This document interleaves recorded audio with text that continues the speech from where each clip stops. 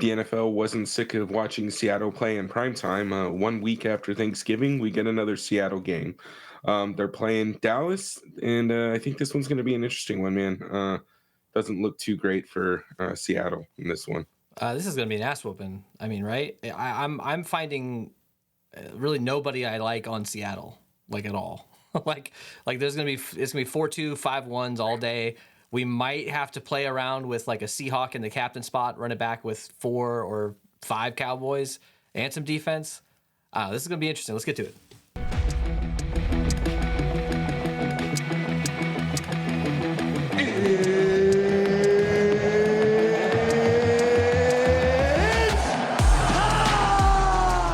Guys, welcome to the Edge DFS. My name is Tyson Smith, joined by Ellie Hernandez. Ellie, Seahawks and the Cowboys both played on Thanksgiving. One team did great, one team did not do so great. There was an ass whooping involved in that one. And now they're playing here on Thursday night, a week later.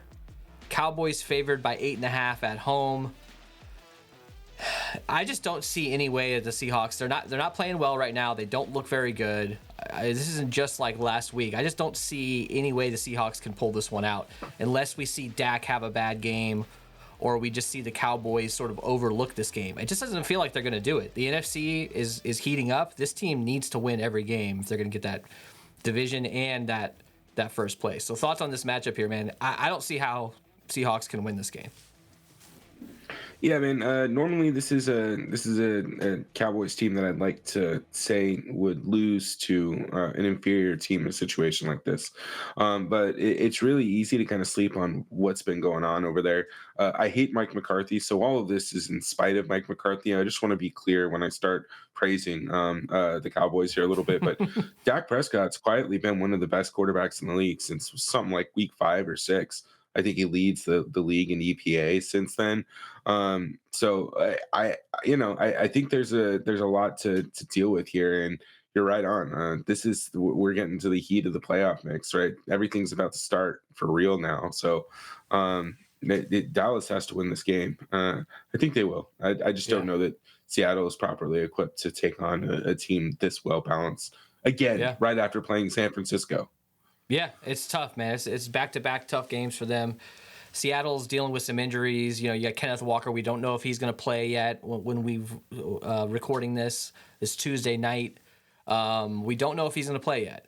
Charbonnet, on paper, maybe is a pretty decent option if he's out. But even if Kenneth Walker's out, it's not a good matchup for him. I know we got 9.8 or almost 10 fantasy points last week in that blowout against San Francisco. I just don't know at 6,800 how much I'm going to get to him. Both of these wide receivers from Seattle, DK and Tyler Lockett, they've got tough matchups. Bland, Stephon Gilmore, to me, Bland is stuck on that right side of the defense, and to me, that's Revis Island out there. Whether it's DK, which typically lines up on the offensive left side, who would be against Bland, whether it's him or Lockett, I just don't see how they're going to target anybody on that side of the field. That's just what it feels like to me at this point, because you got a guy with 5 pick sixes NFL record going into week 13. You probably want to stay away from that guy. So I just don't know of anybody really that I'm comfortable with on the Seahawks team. Let's actually just jump into this bird's eye view here, the slate. It's a 46.5 point total, 8.5 point home favorites in Dallas, in Arlington. Dude, Geno Smith is banged up. He's not on the injury report as of now. But he had that tricep issue, and he didn't look too great. I mean, nobody really on that team looked great. So, there's a lot of guys, we got to talk about these matchups here. We got to talk about the fact that Seattle's run defense is not good. They're giving up, what is it, the 28th, they're ranked 28th or so in points, fantasy points given up to running backs. And what teams are worse? You got the Cardinals, you got Carolina, and Denver when it comes to stopping the run, or at least limiting running backs' fantasy point scoring. So, dude, we got to target a guy like Pollard, man. I know Dowdle is questionable. Seems like he could play this week. But Pollard, 2 straight games with a touchdown. Maybe they're trying to get this guy involved a little bit more. Maybe he's going to heat up here. Pollard's in a good spot, man. You got to expose that matchup, right? Yeah, absolutely, man. I think Tony Pollard is probably one of the more ideal plays in the slate, and he's priced fairly nicely too. So even considering him a captain option gives you a little bit more flexibility, just salary wise.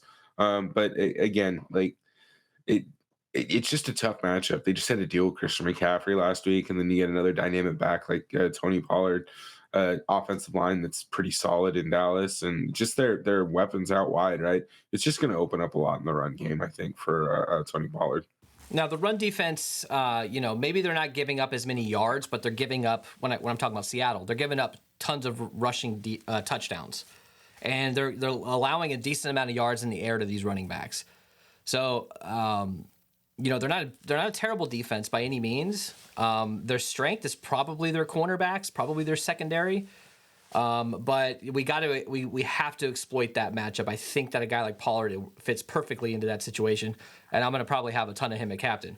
When it comes to matchups here, actually, who's guarding who? So like I mentioned in the opener, Bland is always on that defensive right side. Gilmore's on the left side. Metcalf sticks out. He's mostly playing on that left side, so he'd be going up against Bland potentially. That does not make me like Metcalf really or Lockett, but you are seeing Lockett more like in the slot or on the right side going up against Gilmore, but it's not like a great matchup for him either. It looks like Adams, the safety, usually will play in the slot. He'll guard a Ferguson type, so that's probably a better matchup for a guy like Adams. On the other side, you probably will see Witherspoon, the best corner here from Seattle, guarding Lamb. We did see Witherspoon play on the outside, left cornerback, last week, but most of this year he's been playing the slot, and Lamb seems to want to play in the slot a lot too. So you'll probably see Witherspoon sticking to Lamb. Anyways, what jumps out to you? Any matchup, like I just can't love playing DK Metcalf in this game. No matter how much of a grown man this dude is, it's still a tough matchup for anybody, right? Yeah, I mean, Deron Bland's obviously having one of the greatest seasons we've ever seen out of a cornerback. That's kind of crazy, man. Like, he's up there with legends like Deion Sanders at this point, just because of this one season. Now, obviously, the longevity matters, but that's not what we're here to discuss. Look, I think we talked about this on several shows before, but we do want to keep in mind that great offense will trump great defense, and we know what DK Metcalf is capable of, and we know that Tyler Lockett is capable of. I think the one thing we want to be a little bit careful of is just not overreacting too much, right? Because if there's also two guys that we think could break the slate entirely, if DK was coming in lower than 20% owned, or Tyler Lockett was coming in lower than 20% owned in the slate, I'd be smashing that play button regardless of who was on the other side of them. So those are just things we got to keep in mind for this. But to your point, right, it's just not a great matchup. And especially when you're playing from behind, the defense knows you're going to be throwing the ball. Like, it's just not a great matchup for them in general. Absolutely. So if we look at the target distribution for the Seahawks, they just do not target their tight ends much. They mainly are going after their wide receivers. The distribution on this team is pretty straightforward. It's Lockett, Metcalf, and the running backs maybe getting involved. There's just not and obviously JSN too. But their tight ends on this team is just not somebody I really ever want to target. They're cheap. Maybe we're talking about one game. Can one of these tight ends score a touchdown? Absolutely. But it's not something I'm really looking forward to. When it comes to Geno, he got sacked six times last week. They've given up 27 sacks. Not terrible. It's kind of the middle of the road.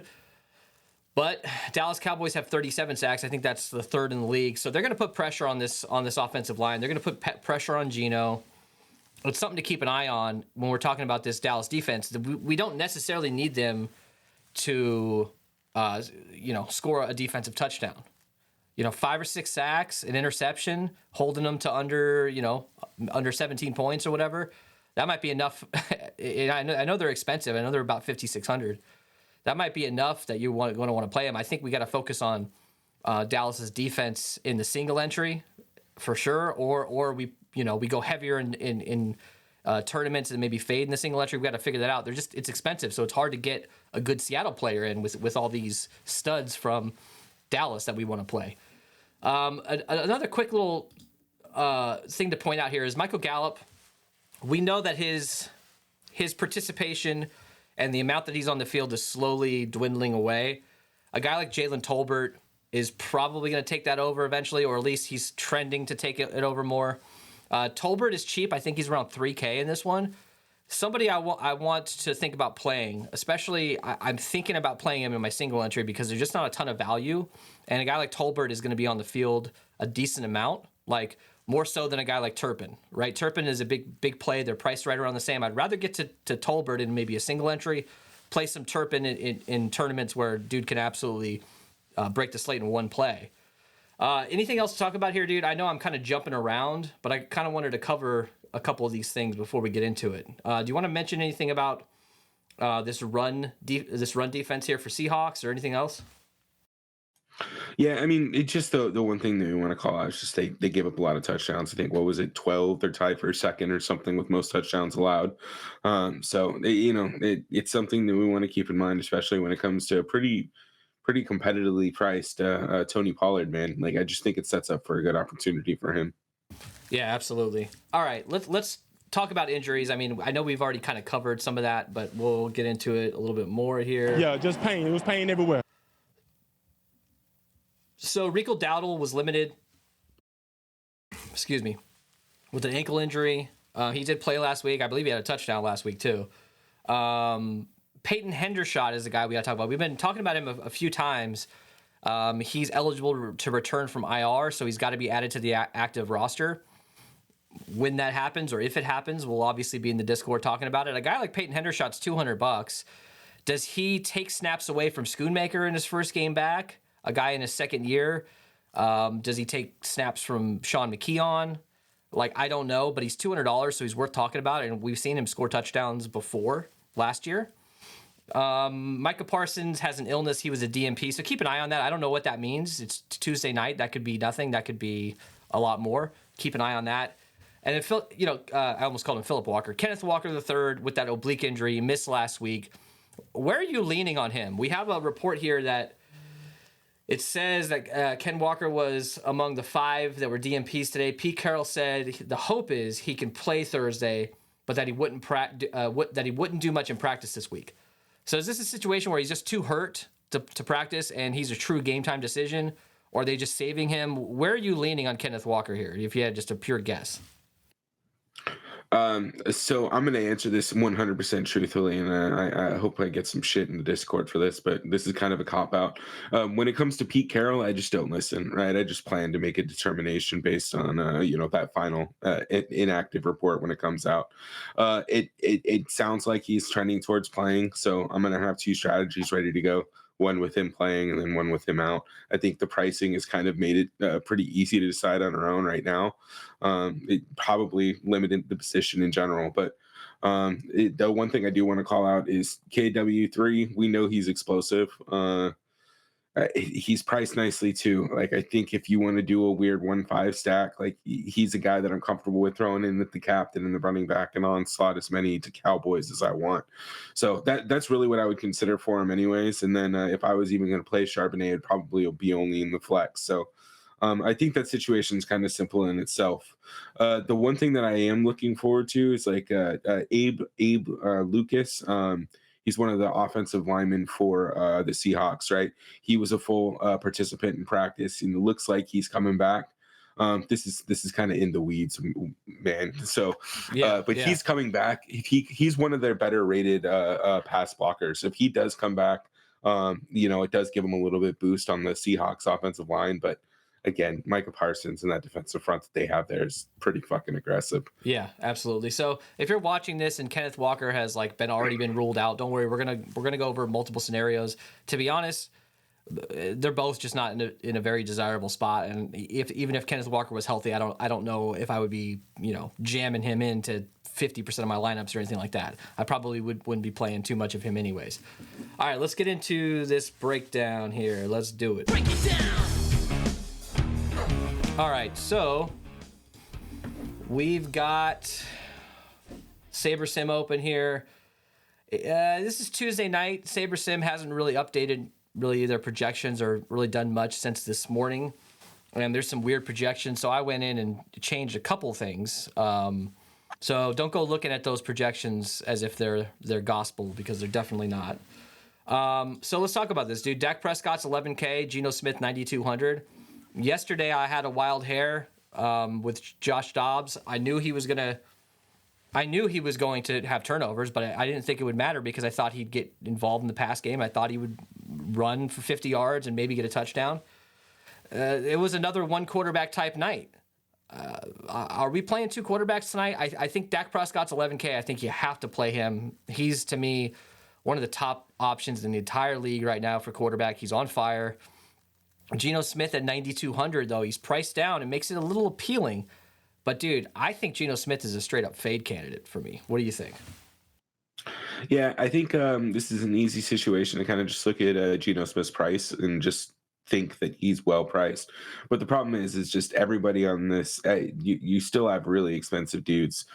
CD's going to be expensive. Tony Pollard's, moderately priced. You got Lockett and Metcalf. So, it's easy to kind of get stuck on him and think that he's more viable than he is at that price just because of how the shape of the slate's working out. Long story short, man, I like Dak. Geno is a potential fade candidate. Again, like I think you're gonna want to find a way to find one piece probably that's going to score on the Seahawks offense, right? Geno Smith will probably get there, but he's going to be a very popular choice. I think the winner was four-way chop the other night or something like that, left 2,400 on the table and went something really unique. Like we talked about a little bit on the other shows. I think you just got to stop maxing your salary. So if you're close to 9,200, maybe you drop that down to 7K and you get in that range instead. Yeah. And that's how you get different off of Geno Smith. Yeah, I'm glad you brought that up because I was one off of that and one player off, and I went up to Khalil Herbert, instead of dropping down to the kicker, and because why wouldn't I? If you're hand building, that's something that you could probably get to a lot easier if you're hand building. But if you're crunching out a lot of lineups, man, like you're not going to be able to notice something like that and be able to micromanage those things. So setting rules, so I don't love doing that, but I think at this point in showdown season, like we kind of know what to expect and we know we're going to have to get different in other ways. So leaving money on the table, I usually just bump it down to 49.99 as my max. I don't go too crazy. That way I'm not getting any 50K lineups in my GPP builds. Anyways, let's move on here. The bottom line is Geno Smith to me with that tricep injury. I know he's not on the injury report, but if I would have seen like the pregame for Thursday where they were doing all these medical procedures, they were trying to get this guy ready to go. If I would have seen that footage before those Thursday games, I would have unchecked him and I would have not played any Seattle offense at all, just because of how bad that looked. I don't know how much better off he is now. I really don't. But if you look at his previous fantasy point output, he's right around these 15-point outputs, and he's just not really getting much above that, and sometimes he's coming in under 10 fantasy points. To me, this is a perfect situation where he scores maybe 8 or 9 fantasy points, and he doesn't make the optimal. So at that price, at 9,200, and all these Cowboys we got to get in, I'm fading him probably. Let's go to running backs. Let's start with Dallas. Tony Pollard, 9,800. He's in a good spot. Rico Dowdle, 4,200, questionable. We don't know if he's going to play yet. If Dowdle's out, does Deuce Vaughn get activated? Does Malik Davis get activated? Who knows? Jump in the Discord. That's free. We'll obviously be updating on that. Pollard's in an incredible spot, and he's priced down enough that I could get maybe one more stud into the flex if I play him at captain. Thoughts on Pollard here? Yeah, I like Pollard a lot. I think this is a great opportunity for him. CD talked about it a couple weeks ago. I think they're really focused and intent on getting Tony Pollard going on this offense. If they can, their offense really will be firing on all cylinders, getting ready for the playoffs. Having a strong running game is going to be important for them. And then to your point about Rico Dowdle, hop in the Discord if you have any. If we have any questions about who to play if he's out. We saw it last week. I think last week was the week to be concerned. He ended up playing. If he can play through last week, I think he'll be fine for this game. Yeah. Are you interested in Rico Dowdle? I think double running back lineups, handcuff, are not a terrible idea if you think this game's going to get out of hand and they're going to be running the clock out in the fourth quarter. I think they're fine to play together. Rico Dowdle at 4,200. We saw him get a receiving touchdown. Maybe he's involved in running out the clock a little bit. I don't know. What are your thoughts on the little handcuff? I know you like little handcuff action. Yeah, man, I don't mind it. Again, 4,200, he's fine, and he's going to be low enough owned. He's going to be under 10% probably, just because of where he's priced. So, again, we're looking for guys like that instead of playing a kicker. Save $400 and play Rico. Seattle, Zach Charbonnet, 6,800. Kenneth Walker is 8,400 if he does play. DJ Dallas is 1,200. So, dude, what do we do here, man? If Kenneth Walker's in, are you interested? I personally will get to some because you have to because it's Kenneth Walker. But if he's out, it doesn't make me immediately just love Zach Charbonnet and say, yo, it's a great price. It's not like the dude's like 3,500. He's still 6,800, and he's not a terrible play. We have to choose at least one dude on this Seattle team to play. And I think he might get into a lot of lineups, and his ownership might be a little bit higher because of that $6,800 price tag. Instead of just completely punting, you get a guy who's the starting running back potentially. So where do you think ownership comes in on him, and what's your threshold? Like, what do you like? At what point in ownership is he too low owned that you might be kind of interested in him? Yeah, I mean anything under like 15% if he's a starter, I think is low enough for me to have about even with the field exposure. I think 10 to 15 is probably fine. But like honestly, for both these guys, Charbonnet and Walker, I think I kind of just prefer him at captain anyways. Zach Charbonnet is priced at 6,800, right? If he has a 14 to 15 point game, that may be enough at captain and that price to kind of jam in some of the other studs. And then Kenneth Walker, again, like you're playing him at 8,400 in the captain spot because you think he can have one of his ceiling 100-yard, 2-touchdown games. If he does that, then that's what he's like our Gabe Davis, but for running back, right? He's a boomer bust. We want these guys in captain for that. Probably won't have either in my flex. Again, like I think there's other options we can go to. Dowdle is probably a better GPP play and saves 2,600 off of Charbonnet. So that's probably going to be the approach that I get to. But again, we'll see. It's just tough now. You have to leave so much money on the table that like this 6,800 like 5,000 to 7,000 range is just rough.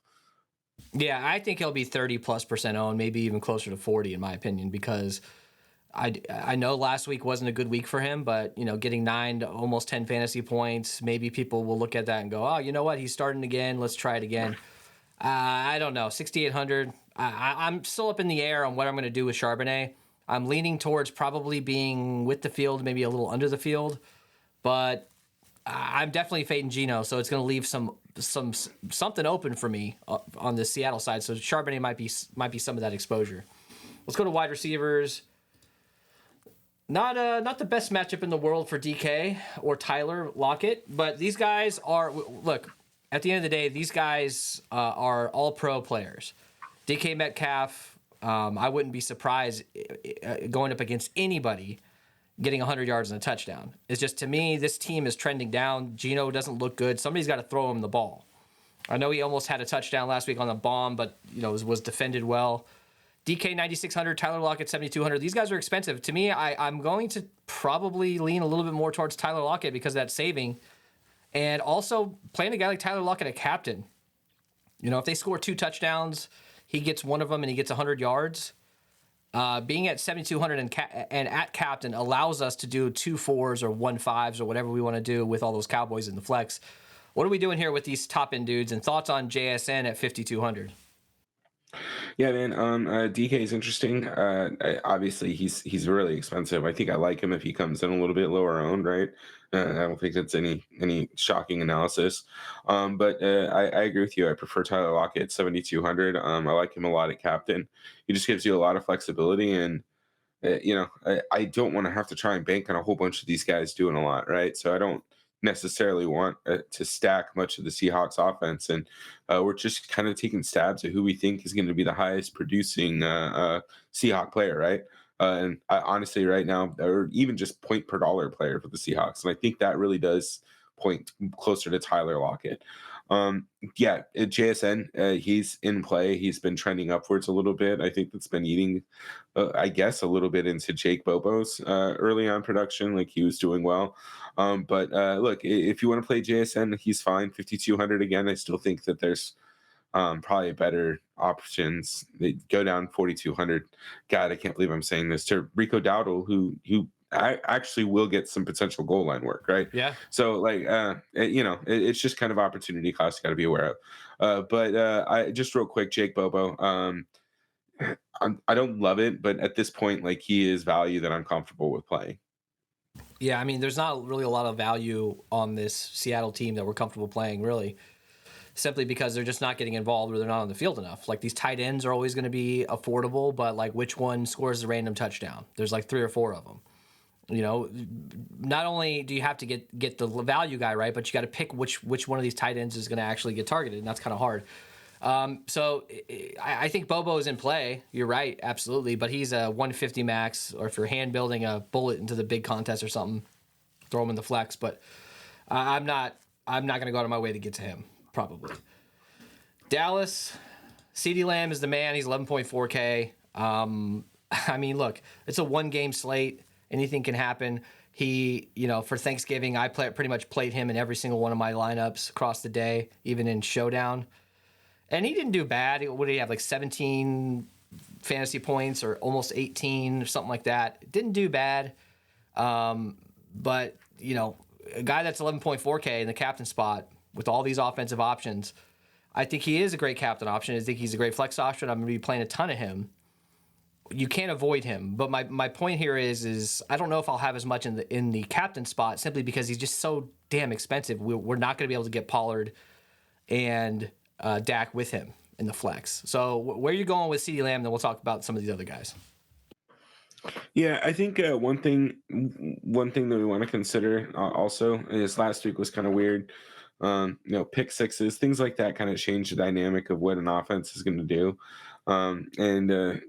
I don't know, man. CeeDee Lamb's excellent. Play him. I don't think that we're going to consistently see him not pay off. And even then, I still think he ended up paying off, right? Still like close to like 17 or 18. So he did. He's going to get there at some way or another. I think the guy that we really need to talk about, though, is Brandon Cooks. His price got bumped up a little bit to 8K. I liked him last week when he was a little bit cheaper. But the one thing I will say about this is him being 8K might take some of the ownership off of him. If he's projected to come in less than 20% owned, like, I think he really makes for a unique captain option, just because back to the Gabe Davis kind of example. Yeah. That's what he is. He's a guy who can go out and get 82 touchdowns, just snap of a finger, a blink of an eye. I don't have a good fucking analogy. My bad. But anyways, quickly, he can score fast. I like him. Outside of that, not as interested in Gallup as I have been in other weeks. I think Tolbert's in play. Turpin, if you're feeling a little bit froggy. Outside of that, I just think you kind of prioritize the top end guys here. If we think that Gallup is a guy that is slowly being phased out, the one thing... Look, if we think that he's slowly being phased out, then Tolbert is obviously going to get those reps. You're going to see some Jalen Brooks at $600 maybe. But Gallup, because of his contract situation, he's not one of these guys they're going to release in the offseason, most likely, because they're going to get a huge cap hit. I think he signed like a $55 million deal like 2 years ago or a year and a half ago or something like that. He's not one of these guys that they're just going to cut.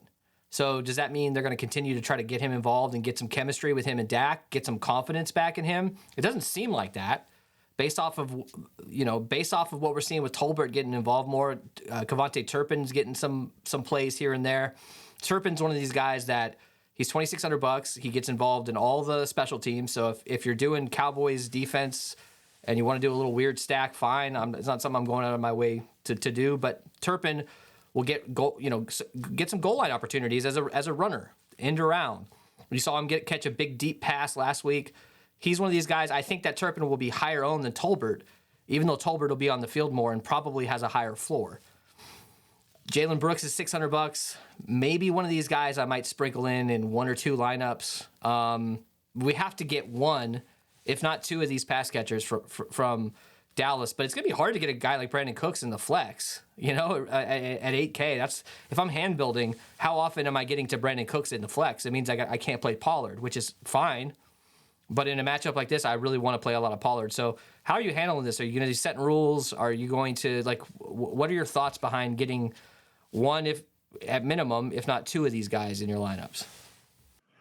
Yeah, man. I think there's a couple different ways you can do it. I think Dak and captain is probably an interesting one, and then you can kind of really comfortably fade Tony Pollard and go CeeDee Lamb, Brandon Cooks, do some kind of weird builds like that. But yeah, man, if you're hand building, it is going to be tough to kind of land on some of these organically. So I'm probably going to be using a Saber Sim mostly for Thursday night to kind of get a little bit more variance in some of my Yeah, builds. absolutely, man. Let's go to tight end. So we know Dallas likes to use their tight ends. Excuse me. Ferguson, 6,200. Schoonmaker, 1,800. McKeon, 200. AKA also potentially Hendershot. I'm just going to call him Pendershot from now on.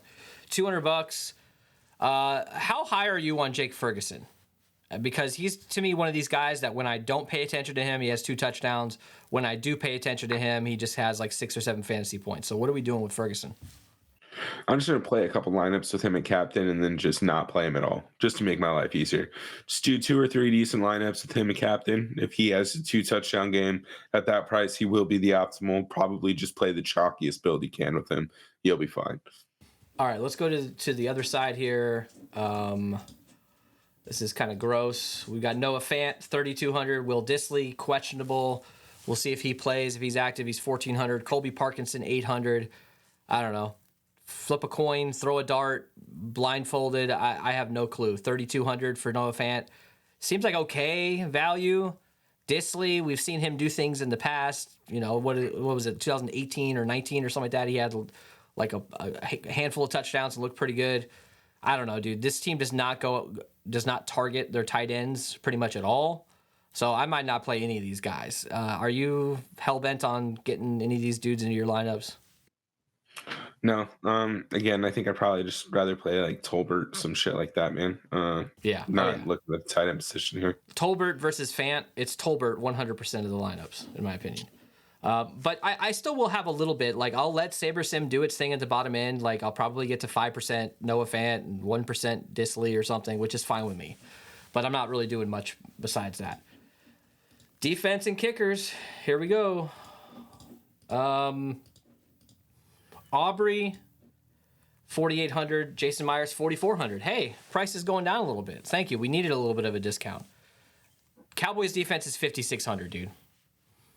How many times do we have to talk about chalk defenses in an incredible spot on a showdown slate in prime time with high ownership completely busting?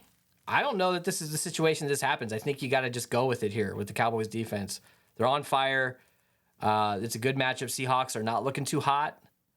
5,600, dude. We got to put them in our single entry, I think, and I think we got to get a ton of them overall in our GPP builds and some captain. Right? Am I crazy here? I like. Are you going to do that? Are you going to go out of your way to get to Cowboys defense, or are you going to just say, hey, this is a high price defense. I'm just going to take my chances that they only get like 7 or 8 fantasy points. Yeah, I don't know, man. I still got a little bit of time to think about it. But the one thing that I will say is like defense this year in Showdown is turning into tight end last year in Showdown. At this point, there's been too many times where we just did not expect defense to pay off.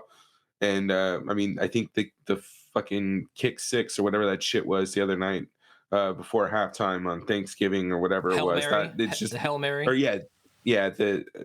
There you go. The Hail Mary. That's just the perfect example of what's going on here, right? It was Black Friday, my bad. You got to play defenses at this point. They're probably going to end up with a pick 6 at some point. Cowboys are going to have an opportunity to get sacks. The Seahawks team isn't great right now. And Micah Parsons, we know what this Cowboys defense is doing. God, it's gross complimenting this team, man. But yeah, they're solid. I think you have to have some exposure to the Cowboys defense. I'm not going to do them in captain. I just, again, they're with the people that we have on this slate. I think their ceiling is a little bit limited. I just can't believe they're going to consistently score that many touchdowns on a week-to-week basis. But of course, that means they're going to have 2 pick 6s. I got to bring up the Seahawks defense here because their secondary is pretty decent. Like, actually, I'd call it above decent. These 2 cornerbacks they have are pretty good. we've seen it before. Not that I'm doing 5-1s with the Seahawks defense and the flex like that Black Friday game was, but all it takes is one scoop and score, one random mistake by Dak. I know he's been good this year, but one mistake from Dak at pick six, and you got a team in the Seahawks who could give up 28 points and still make the optimal 3,400. Would I rather play the Seahawks defense or Noah Fant? Probably Seahawks defense, like pretty much every time. All right, let's see. Let's get into our captain option, our crown their ass segment here. Let's switch that over. Here we go. Crown their ass. Now, if you want to crown them, then crown their ass. Ellie, you're going Tyler Lockett here at captain. Explain this to me. We talked briefly about this beforehand, but because of his price and because we have to choose one dude, maybe getting a Seahawks guy at captain with lower ownership, capturing that 1 or 2 touchdowns that they may score, is that why you're going this route? Yeah, man. He's also just priced really nicely, right? There's a little limited risk here. If he goes out and does 7 for 70 and touchdown or gets 13 fantasy points, right? Like that's still not going to kill you with him at captain, so he might still be viable. But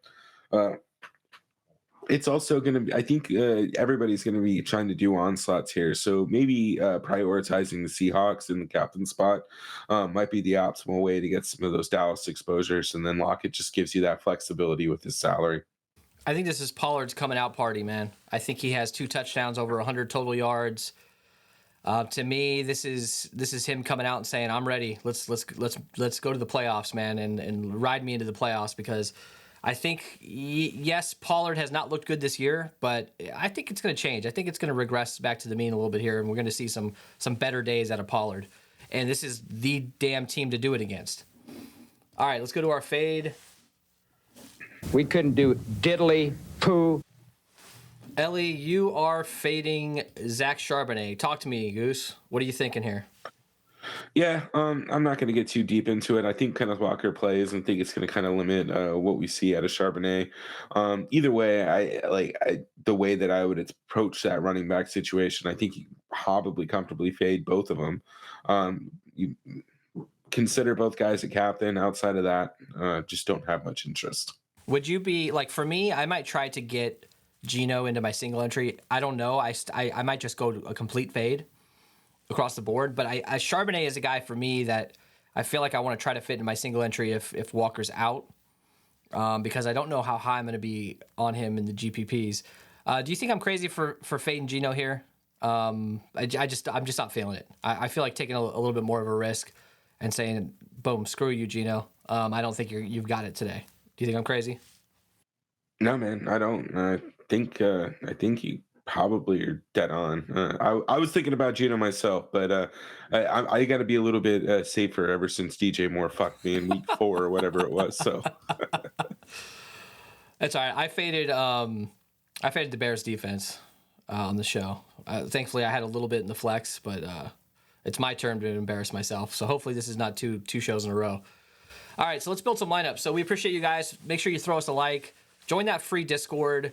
Let's get to 50 likes on this one. Also, we have our Monday night shows that we're doing specifically for YouTube members. So click that join button down below. It's $3.99 a month. You get a Monday night show every week. And then now that we're closer to around the holidays, we're going to get a lot of these random slates. I think week 16 or something like that. There's a Saturday slate, or there's another double header on Monday. So you guys will get an extra show out of that as well. And it helps support the channel, so we appreciate you. Where are we going for single entry here, dude? Let's build for like $100 single entry with like less than 1,000 entrants. Where are we going? We got to get a little different, but we want to stay pretty safe, and we don't really care too much about ownership. Man, I think your captain's got to be Tony Pollard. It's just too expensive with some of these other guys. I agree. I mean, you're saving what, $2,400 from CD, and you're saving almost 2,000 with Dak. My math is probably off there, but you're saving a lot with Pollard at captain, and I really do think he's got upside this week. So I'm all about playing him single entry captain and just captain across the board, to be honest. But here's what happens when we go Lamb Prescott. You got 4,300 a pop. There's not a ton of value, remember. So to me, I really do feel like going down and grabbing a guy like Tolbert I don't think he's going to be high owned in single entry. I think he'll probably be 10 to 15% in single entry.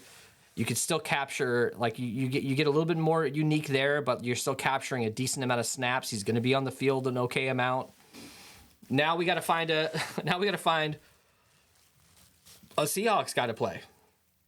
I know like maybe we don't play Tolbert here, and maybe we got to play Cowboys defense. But like if we play Cowboys defense here with one spot open, we can't get anybody.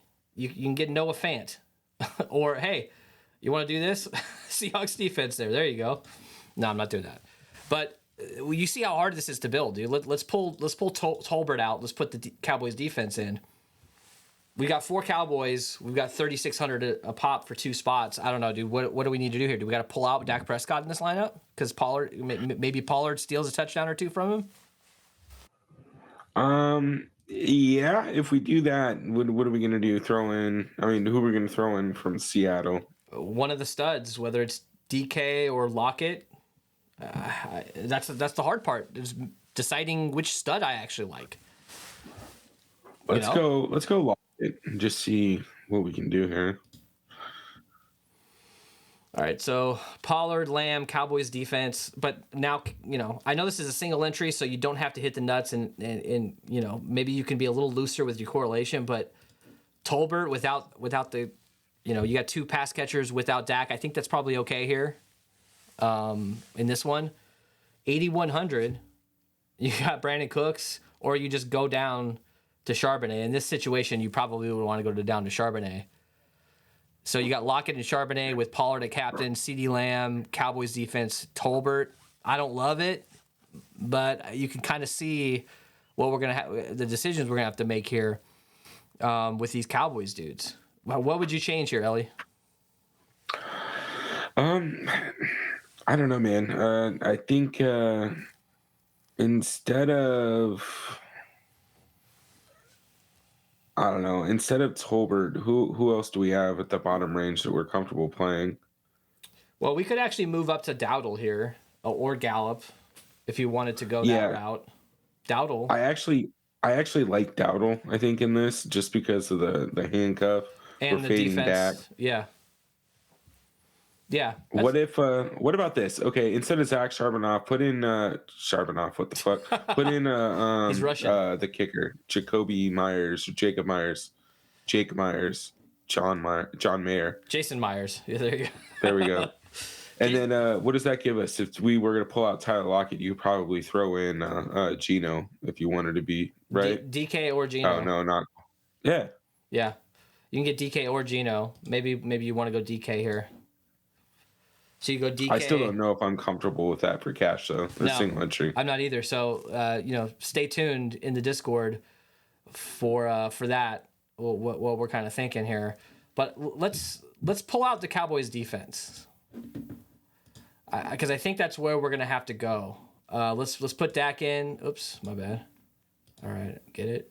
Let's put Dak in. I'm gonna go back down as just a placeholder here. Tolbert. I went Turpin and Tolbert. 9,900 for 2 spots. So if we went down to Jason Myers here, you could get JSN, or you can go double kicker. That's a 5-1 with Jason Myers. I mean, I don't know if I love that, but I mean, most people would probably click JSN here. You got Myers and JSN, but I don't know if I want to play JSN in a single entry. So let's build with CeeDee Lamb at captain, and just now see truly how difficult this is. Now that we've already seen a cheap guy, or a cheaper guy is, do we have to play Dak Prescott with CeeDee Lamb? I think we probably should. In this slate, I think Dak's going to throw for over 300 yards, probably 2 touchdowns. I think you're going to have him. Where do we go now? This is not a Pollard lineup. We just can't do it. Yeah, let's throw in Lockett. And then fucking there's nobody. I mean, this team. There's nobody on this team. Myers. All right, Myers, Lockett, and Myers. Hey, what's that stat that you shared with me about the Cowboys against kickers? It's like, Yeah, I think it was Seattle is the lowest amount, or it's like pretty low in total field goals. Here we go. Dallas is tied for second with There we go. fewest total field goal attempts. Okay, and Seattle is sixth worst in red zone touchdowns. That's kind of interesting. All right, never mind. I thought that was a stat about Seattle's kicker. My bad.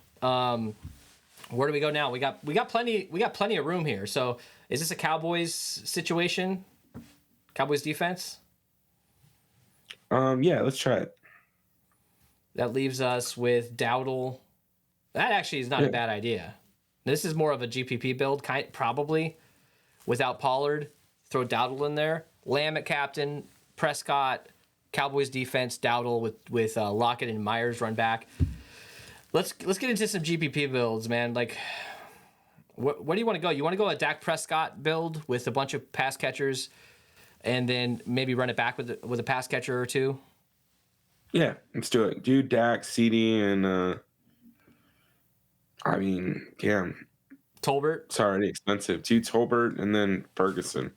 Yeah, there you go. Where are you, Ferg? Oh, there he is, 6,200. All right, so which expensive guy are we getting? I mean, Lockett's just so appealing at 7,200. It's just so hard not to play him, man. It's so 7,200. I know. Shit, this is kind of weird, but Lockett is the one guy, and you got Cowboys defense. So you got Prescott, CeeDee Lamb, Tolbert, Ferguson, Cowboys with Lockett as the one. You could go down from that to JSN, or you could just go to Stephanie Myers here at the last spot, leave 1,300 on the table for a GPP. Lockett and Myers. That feels like, I hate to say it, but this feels like the combo that I'm going to be getting to a lot, just simply because of their pricing, right? That's not bad. So we got Lamb, Tolbert, Ferguson, 3 pass catchers with Dak at captain. You got Lockett and Myers. Where do you want to go now? Let's build with Lockett at captain. There we go. Let's see how easy this is. All right, so where are we going? Well, let's see if we can get the Holy Trinity in here. Let's see if we can get Lamb, Prescott, Pollard, 7K. This is going to be tough. Stephanie Myers again. 2,600 Turpin or Schoonmaker. Lockett at captain. Yeah. CeeDee Lamb, Prescott, Pollard, Turpin with Myers. Dude, that's not bad. But we got to build. We have to build one lineup. Let's build 1 4-stack with Seattle. Where do you want to go? You want to go DK at captain? I mean, I would still probably just run Tyler Lockett, man. It's just so hard. Yeah, let's try it. All right, so let's get. Do you want to try You want to try to fade Dak Prescott in this lineup, like Pollard and Cowboys defense, or Pollard and I don't know Brandon Cooks, or I don't know. What do you think? Yeah, let's go Pollard Lamb and see. Let's see what we can do if we're gonna put in a bunch of Seattle here. Probably should give it to Charbonnet. I feel like at 6,800, it's pretty good value if we're gonna get 4 Seahawks. What do you think about that? I know you don't want to do it. Oh, I don't care in this. This is a different game script, anyways. And then, like, honestly, we're gonna have to get crazy. Like, I still think you should probably try and get Geno Smith. Yeah, and then just try and punt that last spot. We could do that. We can go Bobo or Disley or DJ Dallas. You know, if Walker's out, Dallas could be in play. Let's put in let's put in Bobo here just because he's got a cool name. 400 left on the table. You got Lockett at captain with Charbonnet, Geno, Bobo. Run it back with Pollard and Lamb. I don't mind that at all. There are worlds where maybe Seattle comes out and plays a little bit better than we thought. I just don't see it happening. That's just how I'm going to build. I'm not going to be doing a lot of heavier stacks with Seattle. It's just me. What'd you learn, dude? It's going to be hard to build with our... I mean, DraftKings knows that everybody's going to want to play 4 or 5 Cowboys. They know that. So they're going to make it hard on us. They're going to make it uncomfortable. What did you learn?